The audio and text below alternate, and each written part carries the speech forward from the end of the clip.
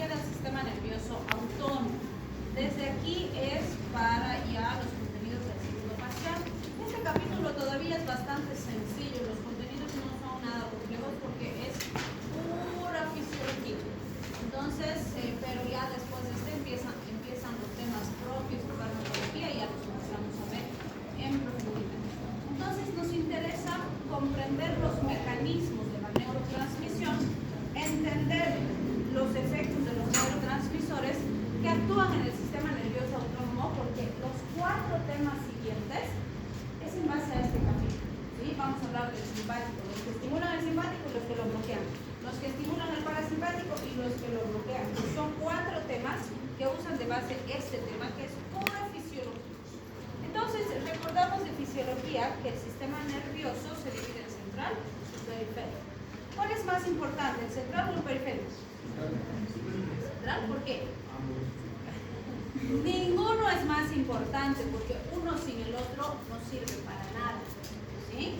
El periférico se encarga de recibir información del entorno, se la manda al central, el central recibe esa información, la integra y dice, vamos a ejecutar esta respuesta, pero es incapaz de producir la respuesta por sí mismo. Entonces, ¿a quién le dice que le ayude? Al periférico, y el periférico le da la respuesta. Entonces, vean, trabajan de forma sumamente integrada y coordinada. Uno sin el otro no sirve. Los dos son igual de importantes. ¿Sí? Bien, si hablamos del sistema nervioso periférico, ya aterrizando en lo que vamos a ver, sabemos que se divide en autónomo y somático. El autónomo, como dice su nombre, es independiente, no consciente, está relacionado por lo tanto a las funciones viscerales, o son funciones que nosotros no controlamos de forma consciente. Por ejemplo, tú no puedes agarrar y decir, uy, mi corazón está trabajando desde esta mañana, que descanse una horita, y lo haces descansar una hora mi corazón. No puedes, ¿sí? Entonces, no lo puedes controlar, no puedes decir, ay, no, ahorita estoy ocupado, no voy a digerir mi alimento, te digeriré en la noche, no más. No, porque en el momento en que comas, tu sistema digestivo se va a activar y va a empezar los procesos digestivos, ¿sí? Entonces, es sumamente importante entender esa parte, ¿sí? Y el somático sabemos que es no autónomo, consciente, por eso normalmente se lo relaciona a el sistema músculo-esquelético, porque yo puedo decidir si me quiero sentar, si me quiero parar, si camino, si salto, ¿sí? Entonces, ahora nos interesa recordar todo lo que es referente al autónomo, porque ese autónomo es el que vamos a analizar y vamos a manipular de forma bastante importante con fármacos para conseguir nuestros fines terapéuticos, ¿sí? Bien, si hablamos de las vías aferentes, vamos a ver que estas reciben información que perciben del entorno y las eferentes envían información o envían la respuesta específica. Y estas dos son parte de la respuesta del sistema autónomo para saber qué está pasando y para ejecutar la respuesta específica. También sabemos que el autónomo se divide en sistema simpático y sistema parasimpático. Además sabemos que los dos trabajan como opuestos. El simpático se activa cuando tengo situaciones de alto estrés, cuando necesito estar alerta, activo o estar listo para ponerme a salvo en una situación de riesgo, por ejemplo, ¿sí? Y el parasimpático se va a activar cuando hay situaciones de reposo, de tranquilidad, cuando no tengo nada urgente que hacer. Por ejemplo, si estás saliendo de la universidad y querías cruzar la calle y viene un auto pasa como loco y casi te atropella, ¿quién se va a activar? Tu simpático, porque te vas a poner alerta y vas a estar listo para reaccionar, ir para atrás, esquivar, ¿sí? En cambio, si has almorzado a mediodía, no tienes clase hasta las 5, no tienes tareas, no tienes examen, dices, voy a echar un ratito a ver tele, te echas, ¿quién se va a activar? Tu parasimpático, porque estás descansando, te va a decir, bueno, ya no está haciendo nada, digerir los alimentos, se va a poner a trabajar, porque estás en una situación de tranquilidad, ¿sí? Ahora, ¿cuál es mejor, el simpático o el parasimpático? Ninguno. Cada uno se activará en el momento en que realmente los necesitamos, ¿sí? Ahora, dentro de estos dos sistemas tenemos el sistema nervioso entérico, ¿sí? Que normalmente se lo ha conocido como sistema mixto porque tiene fibras del simpático y fibras del parasimpático, ¿sí? Sin embargo, desde hace algunos años hay una postulación interesante y dicen el sistema nervioso entérico debería ser una tercera división del sistema nervioso autónomo, pero no ha sido aceptada del todo todavía por ciertas razones que las vamos a ver más adelante. Entonces, fíjense, ese cuadrito nos hace un resumen espectacular de los elementos más importantes relacionados al sistema nervioso autónomo. Ustedes ya saben, todo esto ustedes ya saben de fisiología, ¿cierto? Entonces simplemente nos compara y nos dice, mira, si el parasimpático produce miosis, el simpático va a producir midriasis. Si el parasimpático desacelera el corazón, el simpático ¿qué va a hacer? Va a acelerar. Si el parasimpático produce broncoconstricción y broncorrea, ¿qué va a hacer el simpático? Va a producir broncodilatación y disminución de secreciones. Y así me están comparando los dos sistemas. Entonces, les digo, es un pantallazo de todo lo que tú has aprendido en fisiología, ¿sí? ¿Tienes que recordar esto? Claro que sí. Los 4 temas siguientes usan como base este conocimiento, ¿sí? Bien. Otros conceptos básicos que debemos recordar y que ustedes ya saben son estos, las neuronas preganglionares y postganglionares. Hace referencia a algo tan básico a nivel estructural que hemos aprendido desde anatomía, de cómo hacen las sinapsis las neuronas. Y sabemos que la sinapsis entre una neurona y otra neurona se produce a nivel de un ganglio, ¿sí? Entonces, a la neurona que está antes del ganglio le conocemos como neurona preganglionar. Y la neurona que está después del ganglio le conocemos como neurona postganglionar, pan con queso, ¿no? ¿Qué características importantes debemos recordar? Fíjense, las neuronas preganglionares tienen vainas de mielina. ¿Y cuál es la importancia de la vaina de mielina? Eso, permiten que la conducción sea rápida porque la conducción o el impulso salta por los nodos de Rambier, ¿sí? Y eso hace que sea súper rápido. En cambio, en las amielínicas, como fíjense acá, las postganglionares no tienen vaina de mielina, entonces la conducción es más lentita porque tiene que ir por el axón, ¿sí? Bien, también es importante recordar que, fíjense, la neurona postganglionar es la que va a estar en interacción directa con el sitio diana. ¿Qué es un sitio diana? Ya lo hemos visto en generalidades. ¿Cómo? Muy bien, es el lugar donde va a actuar el fármaco, ¿sí? Y los sitios diana pueden ser músculos, pueden ser células, pueden ser glándulas, pueden ser enzimas, pueden ser proteínas, pueden ser transportadores celulares. O sea, dependiendo de la sustancia química que usemos, el sitio diana puede variar enormemente. Pero no se olviden que lo que hemos repetido todo el tiempo en generalidades que era que el sitio diana ya existe en el paciente. Ese receptor el paciente ya tiene, esa glándula el paciente ya tiene, ese músculo, esa célula, el sitio donde va a actuar mi fármaco ya está en mi paciente. Lo que yo voy a hacer con el fármaco es manipular esa respuesta, ¿sí? Muy bien. Entonces recuerden, a nivel preganglionar, cuando hablamos de el sistema simpático, se le conoce como el sistema tóraco-lumbar. ¿Por qué? Porque sus fibras nerviosas, sus troncos nerviosos, originan en los nervios raquídeos torácicos y en los lumbares. Fíjense acá, estas son las terminales nerviosas que van a originar esa respuesta simpática. Y normalmente desde esos sitios van hacia los laterales de la columna y de ahí van a ir a su órgano diana, o a veces van a la cara anterior de la columna y de ahí se van a distribuir a sus sitios diana, ¿sí? En cambio, el parasimpático es conocido como el sistema cráneo-sacro. ¿Por qué? Porque sus fibras nerviosas originan en los nervios craneales, específicamente en 3, 7, 9 y 10. Y siempre les digo, ¿te acuerdas los factores de coagulación vitamina K dependientes? ¿Cuáles son? Caray, no se acuerdan. ¿Cuáles son? Números. 2, 7, 9, 10. Eso tienes que tener siempre acá. 2, 7, 9, 10.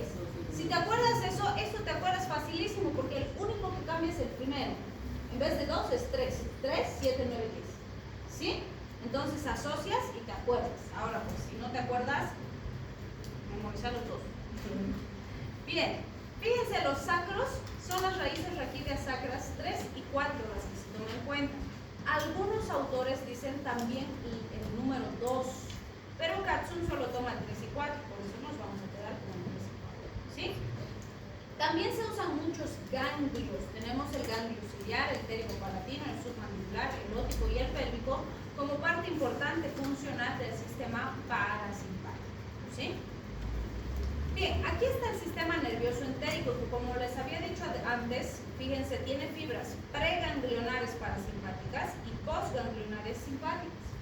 ¿Qué implica eso? Que este sistema es mixto y normalmente se lo ha clasificado como mixto. Pero resulta que han agarrado en experimentación y han dicho, uy, a ver, ¿qué pasa si agarramos y seccionamos las terminales nerviosas simpáticas y parasimpáticas? ¿Sí? ¿Cuál sería el elemento fundamental? Que se esperaría que al seccionar las simpáticas y las parasimpáticas exista cero función motora y cero función secretora, porque he seccionado pues quienes comandan esas funciones, ¿no? ¿Cuál es la sorpresa de los investigadores? Que cuando realizaron la sección nerviosa, si bien sí había una disminución sumamente significativa de la función motora y secretora, existía todavía una pequeña cantidad de función motora y secretora. Y dijeron, pero entonces, ¿quién está produciendo esto? ¿Sí? Porque dijeron, el simpático está cortado, el parasimpático también. Entonces, ahí nació esa postulación y dijeron, alguien más está produciendo esa función y no es el simpático ni el parasimpático. Entonces el sistema nervioso entérico tiene otra fuente, vamos a decir, de función y actividad. El problema es que no se sabe quién produce esa función. Entonces no podemos aceptar y decir, ah, sí, hay una tercera división, pero ¿quién es? No sabemos. ¿Qué es de mi idea? ¿Qué tengo que decir? ¿Sí? Entonces, no está aceptada todavía por esa razón, pero sí sabemos que no es absolutamente dependiente del simpático y del parasimpático. Algo más hay por ahí. ¿Sí? Muy bien, y para recordar nada más, nuestros plexos más importantes, recuerden, son el plexo entérico de Auerbach y el submucoso de Menis. Bien. ¿Cuáles son los neurotransmisores del sistema simpático? ¿Cuáles? Principalmente las catecolaminas. ¿Qué son las catecolaminas o cuáles son las catecolaminas? Adrenalina, noradrenalina, dopamina. Y pues normalmente cuando decimos sistema nervioso simpático, ¡pum!, nos acordamos de esas, ¿sí? Pero lo que no debemos olvidar es que la acetilcolina, que si bien es el neurotransmisor por excelencia el parasimpático, a mí me dicen acetilcolina y yo ¡pum!, pienso en parasimpático directamente, ¿sí? Pero no me tengo que olvidar que a nivel preganglionar el simpático también trabaja con acetilcolina, ¿sí? Y eso es importante porque van a ir viendo cuando encontremos la fisiología neurológica. Sí podemos tener variación de efectos y cuando tengo un síndrome parasimpático tener algunos efectos simpáticos o viceversa, por esto, por la acetilcolina, ¿sí? Y eso me va a ayudar a ser más fino para hacer mis diagnósticos y mis tratamientos, ¿sí? Muy bien, entonces no se olviden, las catecolaminas, adrenalina, noradrenalina, dopamina, postganglionar. A nivel preganglionar, acetilcolina. ¿Por qué me interesa recordar estos? Porque con estos señalizadores químicos es que yo voy a utilizar los fármacos, ¿sí? Cuando yo le doy fármaco al paciente, le puedo dar fármacos agonistas del simpático o antagonistas del simpático. Por ejemplo, si tu paciente tiene diarrea y yo te digo, para tratar la diarrea de tu paciente, usa un fármaco del sistema simpático, un fármaco que actúe en el sistema simpático. ¿Qué le darías? ¿Un agonista o un antagonista? ¿Agonista? ¿Por qué?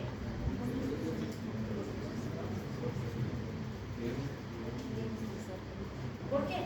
Porque el sistema simpático va a reducir lo que es la digestión, simpático en condiciones fisiológicas, ¿qué hace? Reduce el peristaltismo, relaja las fibras y cierra los esfínteres. ¿Le ayuda eso a mi paciente con diarrea?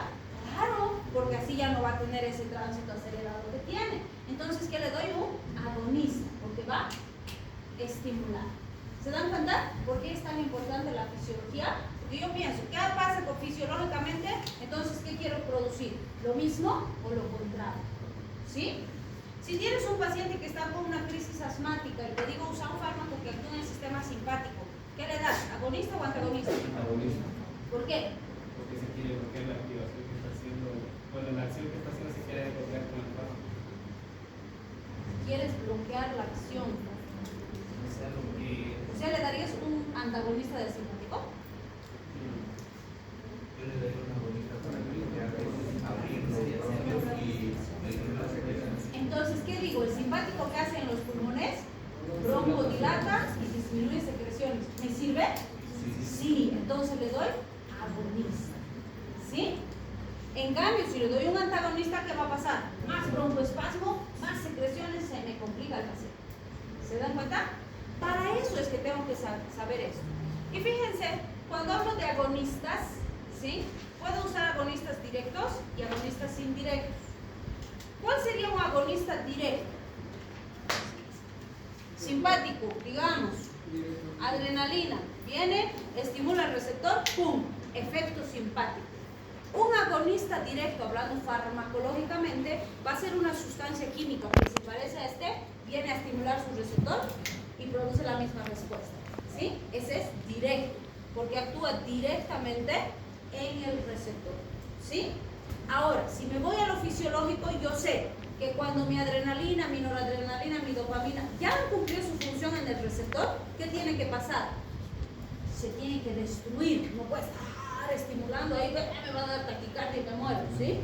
Entonces, ya cumplió su función y milisegundos después se tiene que destruir para que la función termine, ¿sí? ¿Quién destruye? Las catecolaminas, ¿quién destruye?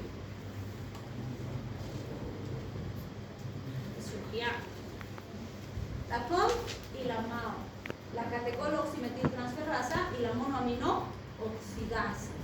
Entonces, si la COM y la MAO destruyen a esta y yo las bloqueo, ¿qué le va a pasar a esta? No va a haber quien lo destruya, entonces va a estar estímulo. ¿Cuál es mi efecto? Agonista indirecto. Porque no estoy haciendo nada en el receptor, pero al bloquear mis enzimas, mi agonista está estimulando como loco y no hay quien lo detenga. ¿Sí? En ambos casos, el directo y el indirecto, ¿qué van a producir? Aumento del efecto simpático. ¿Sí? ¿Qué hace el antagonista? Bloquea.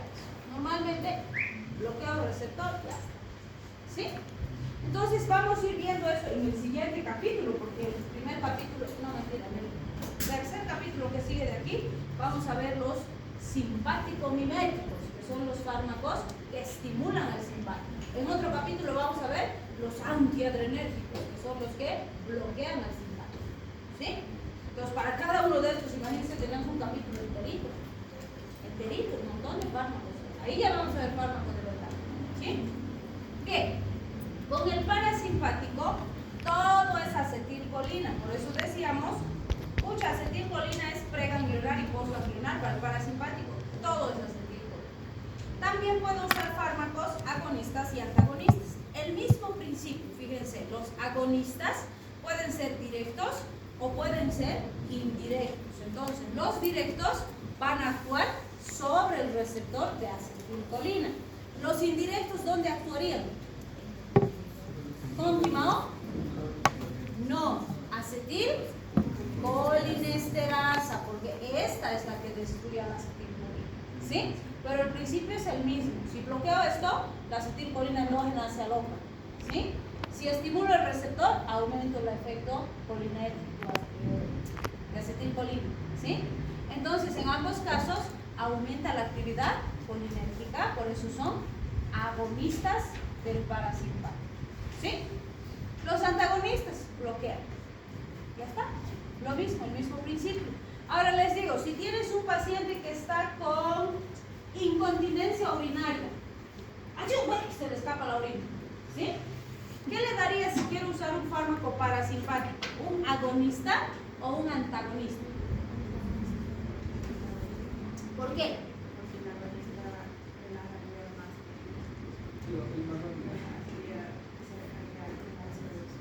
¿Por qué? Muy bien, el parasimpático contrae el detrusor y relaja el trígono, ¿sí? Y si le doy eso, se va a orinar más. Si le doy antagonista, se va a relajar el detrusor, se va a cerrar el trígono y mejoro la continencia. Muy bien, ¿ven? Así tienen que aplicar, ¿sí? Bien, cuando hablamos de los neurotransmisores del sistema nervioso autónomo, entonces, nos interesa siempre el receptor y las enzimas, pero fundamentalmente los receptores. Y lo que nos dice en esta parte del libro es que, fíjate, cuando tú usas un receptor de acetilcolina, dices receptor colinérgico, ¿sí? Cuando usas el receptor de adrenalina, dices receptor adrenérgico. Cuando usas, no sé, receptor de GABA, dices receptor GABAérgico. Cuando usas receptor de serotonina, receptor serotoninérgico. Y así se les ha ido denominando a los receptores en base a la sustancia química con la que trabajan, ¿sí? Pero resulta que puedo usar varios distintos términos para decir lo mismo, ¿sí? Por ejemplo, yo puedo decir, este es un colinamimético. Y acuérdense, el término mimético hace referencia a activador. Puedo decir un colinolítico, ¿a qué hace referencia? A inhibidor. Que sería lo mismo el colinamimético a un agonista y el colinolítico a un antagonista, ¿sí? También puedo decir anticolinérgico. ¿Qué sería? ¿Agonista o antagonista? Antagonista, porque es anticolinérgico, ¿sí? También puedo decir agonista colinérgico. ¿Qué sería? Agonista directamente, ¿sí? También puedo decir parasimpático mimético. ¿Qué sería? ¿Agonista o antagonista? Agonista del parasimpático. Y si digo parasimpático lítico, antagonista del parasimpático, ¿sí? Entonces es muy importante considerar estos elementos porque el mismo libro en un lugar me dice adrenomimético, en otro me dice agonista adrenérgico, en otro me dice activante simpático y me está diciendo lo mismo, ¿sí?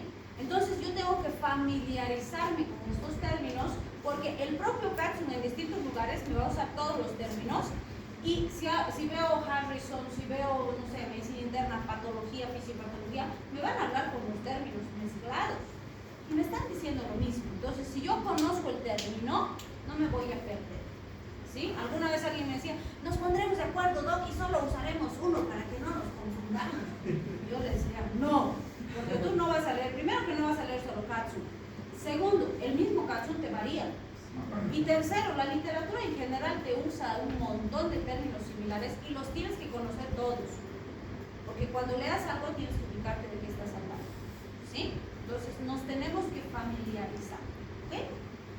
Bien, este gráfico es muy explicativo de lo que acabamos de ver. Fíjense, aquí está el simpático, preganglionar, receptor nicotínico, postganglionar, receptor alfa, receptor beta, receptor rojo, ¿sí? Catecolaminas.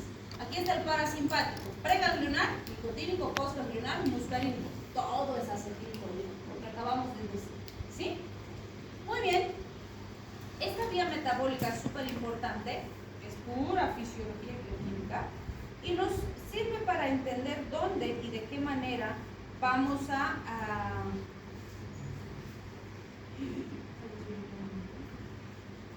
poder entender dónde vamos a actuar con los fármacos, ¿sí?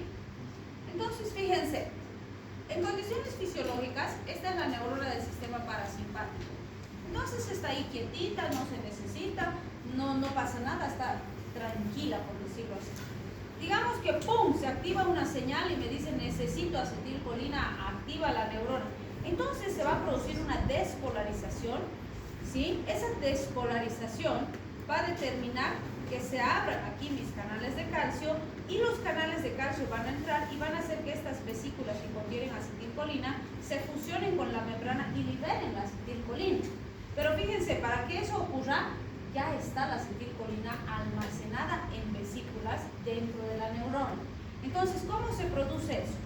La mitocondria, en los procesos bioquímicos que ustedes ya conocen, uno de sus productos intermedios es la acetilcoenzima A. La acetilcoenzima es básica y fundamental para sintetizar acetilcolina. Entonces, la acetilcoenzima A va a interaccionar con un fragmento de colina y se va a formar acetilcolina. La enzima que permite ese paso es la acetiltransferasa de colina. Como producto intermedio, fíjense, vamos a liberar coenzima A y la coenzima A regresa a la mitocondria para nueva síntesis y la acetilcolina se empieza a almacenar en vesículas. En este gráfico, por fines didácticos, me muestra una acetilcolina en una vesícula, pero en términos fisiológicos normales sabemos que no es así. En cada vesícula hay miles de moléculas de acetilcolina, ¿sí? Entonces esas vesiculitas van a estar aquí almacenadas y cuando se produzca esa despolarización que hemos dicho, se van a fusionar gracias a las proteínas de membrana propias de las vesículas y van a liberar acetilcolina. Esta acetilcolina que se ha liberado, ¿qué va a hacer? Fíjense, está viniendo a actuar en un receptor. ¿De quién? De la neurona postganglional o postsináptica, que es lo mismo, ¿sí? Entonces se estimula esa neurona y esta neurona que hace, ¡pum!, activa una señal. Esta va a estar en contacto con el sitio diana. ¿Qué va a hacer? Por decirle, si es corazón, entonces bajará la frecuencia cardíaca. Si es músculo esquelético, estimulará contracción. Si es, no sé, intestino, aumentará el peristaltismo y así, ¿sí? Pero como hemos dicho ahorita, esto no puede estar pues todo el tiempo estimulando. Hemos dicho normalmente la neurotransmisión dura milisegundos, más nada. Entonces, después de que ya estimuló su receptor, ya hemos conseguido la respuesta que necesitamos, esto se tiene que destruir. ¿Quién va a venir? La acetilcolinesterasa, aquí está, va a romper la acetilcolina en un fragmento de colina y uno de acetato. La colina va a ser recaptada para nueva síntesis y el acetato se va a eliminar del organismo, ¿sí? ¿Por qué me interesa toda esta vía sintética metabólica? Porque fíjense, con los fármacos yo manipulo eso. Podría influir, por ejemplo, en la captación de la colina, en el almacenamiento de la acetilcolina en vesículas, en la liberación de la acetilcolina o en la destrucción de la acetilcolina, como estos carbomatos organofosforados que bloquean la acetilcolinesterasa, ¿sí? Entonces, dependiendo del efecto que produzco en los distintos sitios, yo puedo o estimular la actividad de la acetilcolina o inhibir la actividad de la acetilcolina, ¿sí? Eso es lo que estoy jugando con mi agonista y mi antagonista. ¿Se dan cuenta? Muy bien. Si hablamos de los receptores nicotínicos, fíjense, hemos dicho que los nicotínicos son centrales, están a nivel preganglionar, tanto del simpático como del parasimpático, ¿sí? Estos se caracterizan más por trabajar con canales iónicos, aunque algunos también trabajan con proteínas que dicen los mensajeros, como hemos visto antes. Entonces, fíjense, la apertura de esos canales iónicos regula procesos que en general tardan milisegundos. ¿Se acuerdan? Hemos dicho, se abre el canal, pasa la sustancia y ya tengo efecto. Se cierra, no pasa la sustancia y no hay efecto, ¿sí? Entonces, estos normalmente se encuentran en las uniones neuromusculares, los receptores NM que decimos, en los ganglios y en el sistema nervioso central, donde están los NN principalmente. Y están regulando varios procesos centrales como memoria, atención, vigilia, sueño, movimientos voluntarios, dolor y ansiedad, ¿sí? Que son procesos sumamente importantes a nivel central. Entonces, si son regulados por voltaje, se despolariza la membrana, se abre, pasa la sustancia, se despolariza, regresa. Si son regulados por ligando, el ligando se une en un sitio específico, se desnaturaliza la proteína, se cambia de conformación, se abre el canal, pasa la sustancia, tengo respuesta, ¿sí? Eso ya hemos visto en los sistemas de señalización, ¿verdad? Entonces, fíjense, ahí están los NN, los NM, van a estar en las uniones neurológicas y en las uniones neuromusculares. musculares trabajan por apertura de canales de sodio y potasio y despolarización.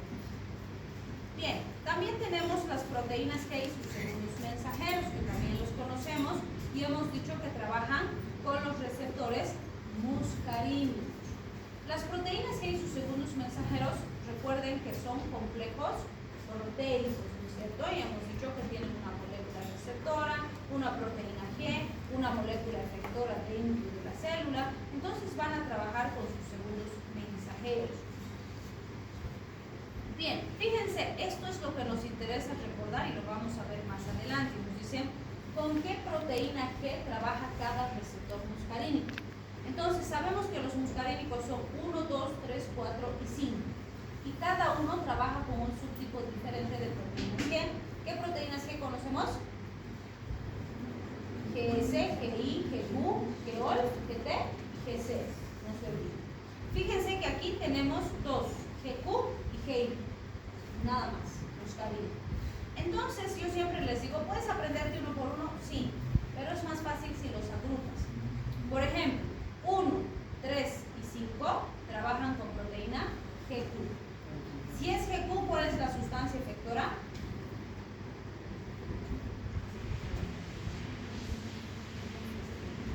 Fosfolipasa C. ¿Cuál es el segundo mensajero? IP3, diacilglicerol y calcio. ¿Sí? Eso ya saben ustedes. M2 y M4, los pares trabajan con GI. ¿Quién es la sustancia efectora? Adenilciclasa. Como es inhibitoria, inhibe a la adenilciclasa. ¿Cuál es el segundo mensajero? AMP cíclico. Muy bien. Entonces, inhibe la adenilciclasa, baja el AMP cíclico. ¿Sí? Apliquen lo que ya saben. Bien, entonces, en este sistema, ¿de dónde estamos hablando? De estos receptores muscarínicos, parasimpático, postganglioniano. ¿Sí?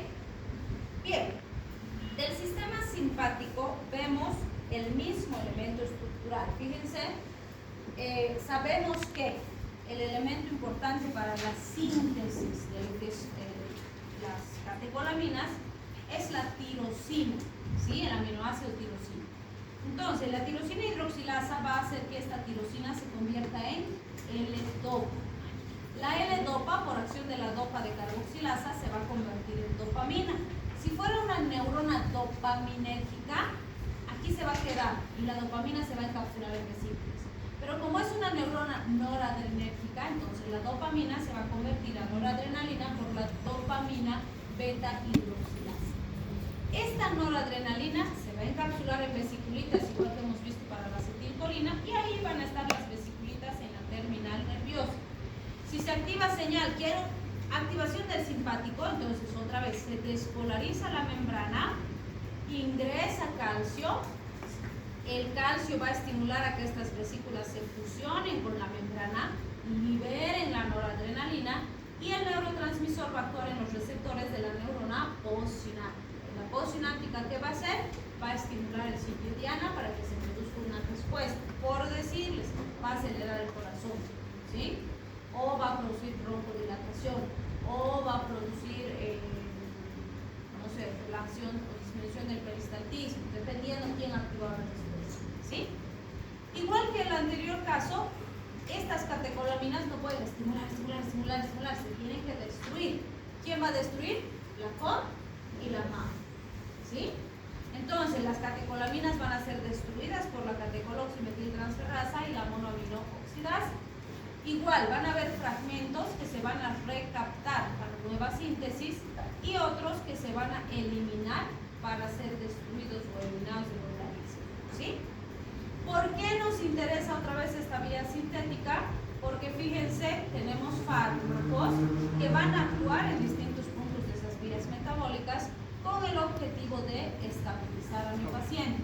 Por ejemplo, fíjense, la metirosina actúa en la tirosina hidroxilasa, la reserpina en la encapsulación del neurotransmisor en vesículas, el bretilio, la guanetidina en la liberación del neurotransmisor y la cocaína y los antidepresivos tricíclicos en la recaptación del neurotransmisor. Ahora, fíjense aquí qué interesante, para eso nos sirve este puntito, para hacer esa comparación. La cocaína es una droga de abuso, ¿sí?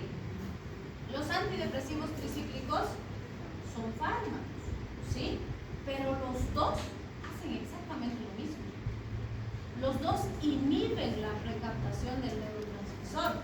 ¿Y qué pasa si evito la recaptación del neurotransmisor? ¿Qué le pasaría al paciente?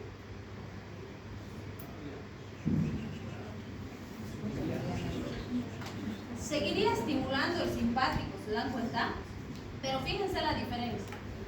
Mi paciente aquí está funcionando normal. Ha ido a snifar cocaína, ha snifado y como he bloqueado este sistema, entonces su simpático está loco, ¿no? Y él estaba normal, no tenía ninguna alteración.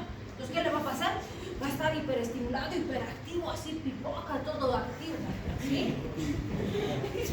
Normalmente eso les pasa a los que snifan cocaína, se ponen hiperactivos, a veces agresivos, a veces violentos, a veces así súper nerviosos, ¿sí? ¿Por qué? Porque él estaba en la homeostasis y el fármaco que ha hecho lo ha sacado de la homeostasis porque está sobreactivando su sistema simpático, ¿sí? Pero ¿qué pasa con un paciente que está depresivo, está deprimido? ¿Qué le pasa? Está bajoneado, no quiere comer, no quiere salir, no quiere estudiar, no quiere trabajar, no quiere vivir a veces, ¿sí? Dependiendo del grado de depresión. Entonces él está fuera de su homeostasis, está con todo bajo. Cuando yo le doy un antidepresivo tricíclico, al bloquear esto, estoy intentando activar más su simpático. ¿Para qué? Para levantar su estado de ánimo, para que tenga más ganitas de levantarse, de salir, que tenga hambrecita para comer, que quiera hacer algo, ¿sí? Entonces lo estoy tratando de acercar a la homeostasis, porque él está enfermo, ¿sí? Entonces fíjense cómo la misma sustancia, con el mismo efecto, dependiendo la condición del paciente, puede ser peligroso o puede ser benéfico, ¿sí? Por eso siempre les digo, no hay mal fármaco, hay mal uso del fármaco. Si lo uso cuando necesito, puedo obtener un beneficio. Si lo uso cuando no lo necesito, puede ser potencialmente peligroso para el paciente, ¿sí? Bien, y este es el mismo ejercicio que hemos hecho hace ratito con los parasimpáticos. Cuando hablo de alfa tengo alfa 1 y alfa 2, y de beta tengo beta 1, beta 2, beta 3. Acuérdense que hemos dicho, muchos autores dicen, alfa, tú lo asocias al muscarínico y ya sabes, porque fíjense, hemos dicho muscarínicos impares trabajan con G, muscarínicos pares trabajan con G, igualito, y ya está, ya sabes. Todos los beta trabajan con GS. Si es estimulante, ¿cuál es la sustancia efectora? Adenilirciclasa. Como es estimulante, aumenta la actividad de la adenilirciclasa. Segundo mensajero, AMP cíclico. ¿Qué va a pasar? Va a aumentar el AMP cíclico. Y ya está, ya me lo sé. ¿Sí? Bien, cuando hablamos del sistema dopaminérgico, fíjense, el sistema de síntesis es exactamente el mismo que hemos descrito para la noradrenalina, con la diferencia de que se queda como dopamina. Y la dopamina se almacena en vesículas y esas vesículas son las que van a liberar la dopamina cuando la necesitemos, ¿sí? ¿Qué relación hacemos? Dopa 1, dopa 2. Recuerden que decimos efecto dopa 1, efecto dopa 2. ¿Por qué? La relación de estas es los dos extremos, dopa 1, dopa 5, misma distribución, mismo efecto, mismo segundo mensajero. Dopa 2, 3 y 4 en la panza, mismo neurotransmisor, mismo segundo mensajero. Entonces les digo, dopa 1 y dopa 2 trabajan con GS, dopa 2, 3 y 4 trabajan con GI. Entonces, GS estimulante, GI inhibitorio. ¿Qué tenemos aquí? Fíjense, dopa 1 y dopa 5 son activadores, por lo tanto activan adenilirciclasa, aumentan AMP5. Dopa 2, 3 y 4 son inhibidores, entonces inhiben adenilirciclasa, disminuye AMP5. Y ya está, ya me sé toditos mis receptores dopaminérgicos. Si los asocio, me acuerdo más fácil. ¿Sí? Bien, esto vamos a dejar para la siguiente clase, que es la parte más importante. Vamos a hacer una relación del simpático y parasimpático con todos los órganos y sistemas. No todo, pero sí lo más importante. Bien.